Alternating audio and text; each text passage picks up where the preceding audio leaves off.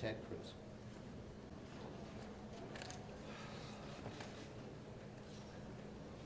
Texas is grieving right now. The pain, the shock of what has transpired these last few days has broken the heart of our state. As of yesterday, the confirmed death toll was 82, and those numbers are continuing to go up.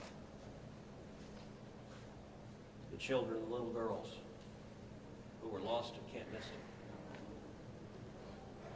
It's every parent's nightmare. Every mom and dad. Last week, we were picking up our daughter from camp here in Hunt. Our girls have gone to camp here for a decade. The Hill Country is an incredible part of Texas, part of the country. The natural beauty here is incredible. The camps that have raised generations of little girls and little boys and instilled character and love and faith are extraordinary institutions. And I'll tell you, the pain in our state, and it's every part of the state. You've got Texans from all over the state who were here celebrating the 4th of July. A week ago, this was a time of great celebration. You're dropping your little girl off at camp, your little boy off at camp. You're celebrating Independence Day. You know that your child is going to be swimming, canoes, and horseback riding, and doing archery, and making lifetime friends. And then suddenly it turns to tragedy. For the last several days, I've spoken to multiple parents, scared out of their mind. Do you know anything? Where is my daughter? There's still 10 girls and 1 counselor from Camp Mystic that are unaccounted for. And the pain and agony of not knowing your child's whereabouts, it's the worst thing imagined. But I want to say, in the face of all of this, it is simultaneously inspiring. Every time there's a tragedy, every time there's a natural disaster in Texas, Texans come together. Texas is a big state. We've got 31 million people, and we have hurricanes, we have tornadoes, we have wildfires. Tragedies hit this state, natural disasters hit this state, and without fail, 100 out of 100 times when that happens, we see Texans coming together, helping each other, engaging in acts of heroism. There have been over 850 high water rescues since this flooding began. 850. You look at extraordinary stories of Eagle Scouts pulling campers out of harm's way. I was just hearing a story of one counselor whose head was right at the water holding up 2 mattresses with campers on those mattresses.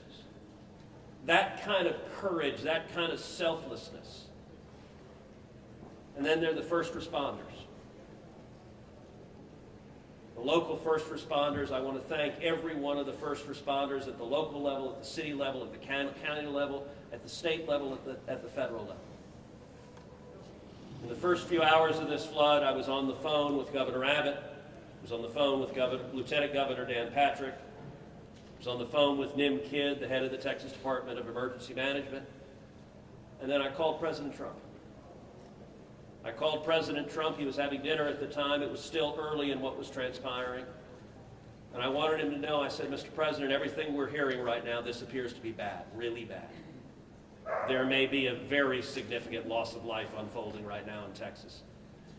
And I will tell you, the President said, Ted, anything Texas needs, the answer is yes. Whatever assets you need, whatever resources you need, yes, let us know, and we will provide everything. Within hours, we had helicopters, over a dozen helicopters in the air. National Guard, DPS, game wardens, Coast Guard, doing search and rescue, reaching down. We've all seen the videos of little girls being pulled up, hoisted out of harm's way. Incredible courage and heroism. Search and rescue is the first stage. But the process of coming together and rebuilding is going to take longer.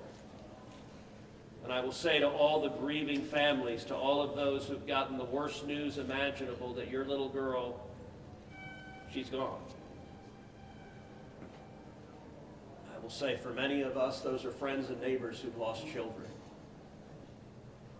Got multiple kids who go to school with my girls.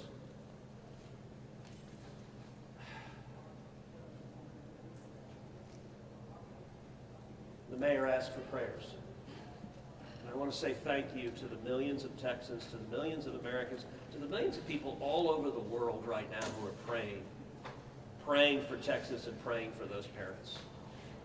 Going through this grief, it is going to take love, it is going to take friends and family embracing and hugging and holding them while they weep. And it's going to take the church. With every disaster, one of the things we see here in Texas is the church steps up and the church helps and the church feeds and clothes and comforts. This morning I met with a group of chaplains who've been going through the incredibly difficult process of talking to mom and dad after mom and dad who just lost the most precious person they ever knew.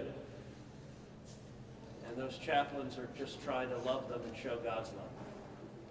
So I want to say we will come through this. To those in the midst of grief right now, that might seem hard to fathom. But Texas will come through this. And I just want to say thank you. I want to say thank you to these gentlemen here who are working. They are not sleeping. They are working every day. Thank you to the families. Thank you to the Salvation Army. Thank you to everyone who is just reaching out and saying, how can I help? We will come through this, and we'll come through this together. Thank you.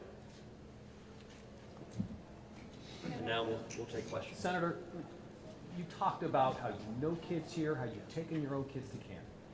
Was it ever communicated to you that there was a need, that it was a priority to have a warning system so people had a chance to escape something like this? Well, listen, I think anytime you're dealing with major rivers, there's a risk of flooding, and there's always been a risk of flooding, particularly on the Guadalupe River. I will say, in the wake of every tragedy, there are things that are predictable.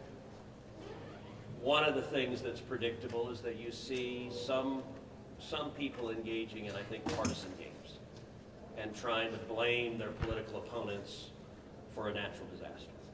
And you see that with the hurricane, with the tornado, with the wildfire, with this flooding, where people immediately say, well, the hurricane is Donald Trump's fault.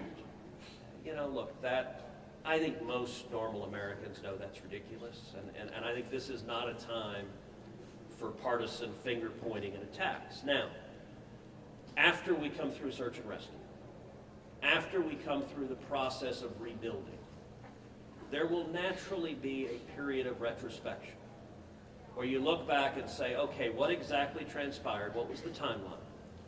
And what could have been done differently to prevent this loss of life? And that's a natural process. I think it should not happen in a bitter and partisan sense, but it should happen in a reasonable sense of saying, what lessons can we learn? And I will give an example.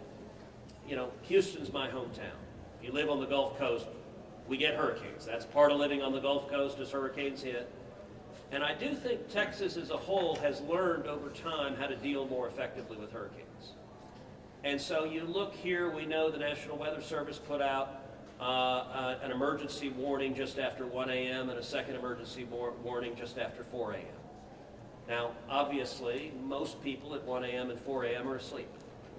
And so I think we will have a reasonable conversation about, A, are there any ways to have earlier detection? And some of that, the limits of a flash flood, they're very difficult because they can arise so quickly. But everyone would agree in hindsight, if we could go back and do it again, we would evacuate particularly those in the most vulnerable areas, the young children in the cabins closest to the water. We would remove them and get them to higher ground if we could go back and do it again. Obviously, everyone would. The people in RVs by the river's edge. We know in disasters like this, RVs and mobile homes are particularly susceptible, whether a flood or a hurricane or a tornado, they're particularly susceptible to that. And so my hope is, in time, we will learn some lessons to implement to next time, and there will be another flood, there will be another disaster, but next time there's a flood, I hope we have in place processes to remove especially the most vulnerable from harm's way. But I think that's going to be a process that will take a careful examination of what happened and how can we implement processes better in the future to prevent this same loss of life. Senator, there were claims that the National Weather Service sent that first flash flood warning that should have alerted phones at 1:14 in the morning. But we have a federal public database maintained by PBS Warn, that says the first emergency alert wirelessly here in this area to Kerr County was not until after 9 a.m. That was more than 4 hours after the severe flooding had come to this area. Did you know that? Have you seen that? And what's your response, knowing the state and cuts to NWS in recent months by this administration?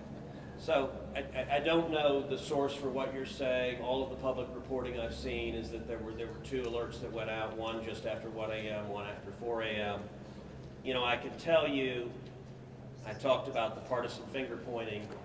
I think there have been some eager to point at the National Weather Service and say cuts there led to a lack of warning.